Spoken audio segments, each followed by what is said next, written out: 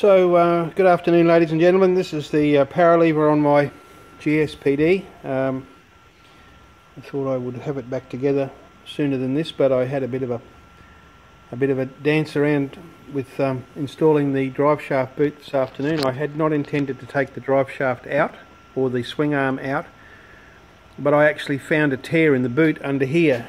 Something had flown up and hit it, and even though the boot itself was in good condition, I thought, seeing as how that's where all the crap gets in and it's a dry shaft, I thought I better replace it. So, like always, and this is a lesson for everybody, I took the swing arm out. It's a fairly easy process. You undo 4 flange bolts in here, lock nuts here, which are torqued to about 70 foot-pound, and then the pins, suspension, of course, the radius arm and the shock absorber, and the arm comes out fairly easily. I already had the final drive off, as you may remember from the video that I did the other day.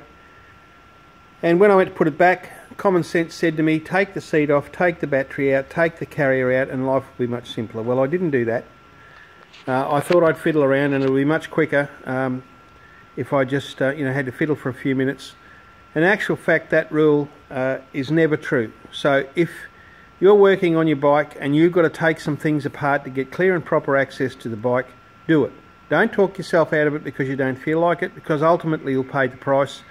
And in the end, I couldn't get the flange boot on. This back one popped off while I was stuffing around, so I had to take the whole thing out again, and then I took the battery out and I put the whole lot back in about half an hour. So there's a lesson for everybody, not just people who do it all the time. But that's not what I am doing this video for. I did a video the other day about the paralever pin bushes that I had to send back that were experimental, and these are the new ones now fitted up in the bike. Now I'm not going to do the whole tension wrench thing here. What I'm trying to do is show some people who asked how to set these up, because on the other side, which is around here, there is the big pivot pin, which, as you can see, is still just sitting proud at the moment. Now that, according to the manual, gets torqued up to about 110 foot-pound, and that'll tell you how much stress and strain that takes and how little you can afford to have that pin work in the alloy housing. Normally I put green Loctite on there, and I'm not going to do that in this video because I'm really just trying to show you how to set these pins and bushes up if you are of a mind to buy them. So I'm not trying to do the final finished job. I'm just trying to show you how to do it. Now you can see that pin on the other side there is loose, and I did that so that you can see that that's what happens if they aren't torqued and set correctly. They're a bush, not a bearing, so there's no preload on them. They rely on a close tolerance in the bush, good lubrication, and a proper setup. And you want to set them up so that there's no side play, none of this side play, because it'll hammer the backside out of the bearing bushes inside. But you also want to set it up so that it's not tight. You don't preload it like a roller bearing. So why I've left that bush on the other side loose was so I could get enough of this so you could see what I was actually talking about. Now I'm going to try and do this. I'm going to turn this, pause it for a second, and I'll be back. So I've just tightened the bush on the other side down until it's home. It's not torqued, but it is home to the all intents and purposes to the point where it is properly seating into that pivot now. And this is how you adjust it. It comes with a lock nut here in this bag, and two little bungs for bunging up the grease nipple holes. So that nut goes on there, right? And that's the lock nut. Now the trick is this hex here and the pivot I showed you on the other end of it in the video the other day, it goes home to the bottom of a blind bush, right, which is now made out of steel, and which I've greased very finely with moly grease, cleaned everything spotlessly, and cleaned the threads down so I can Loctite them when I'm finished. Squeeze the grease out of the bush by pushing the pin home and allowing it to come up through the grease nipple hole. So that what I want these to do is I want them to go home and seat and then just nip. So you want the chamfered rounded ends of the pins just barely kissing the end of the hole in the bush.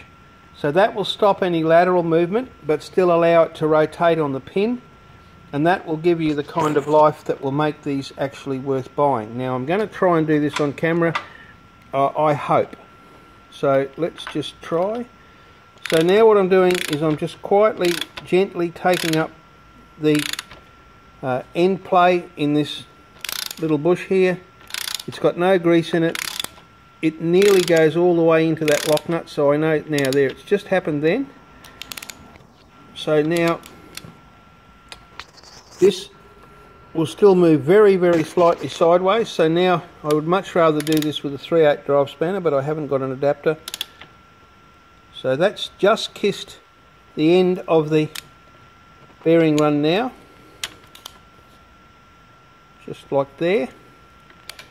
And you just want to have it nip, just touch it, and then the very slightest turn. I'm going to pause this again.